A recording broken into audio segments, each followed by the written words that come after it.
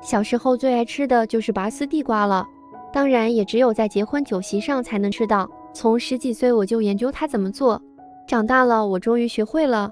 准备2个大红薯，洗干净去皮之后，用刀给它切成大块。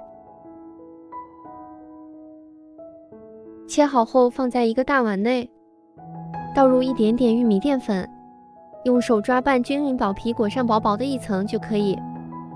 先来炸红薯，油温6成热，可以用筷子放里边冒小泡泡就可以了。下入刚才的地瓜块，油温一定要控制好，开中小火就行了。如果油温太高，它表面会炸糊的。如果第一次做不知道炸到什么火候，那就先捞出来一块，用筷子扎一下，能扎透就可以了。我一般情况下是把它炸到这种金黄色，就可以把它捞出来了。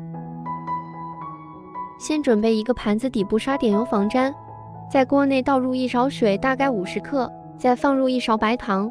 如果你第一次做，就开小火慢慢熬。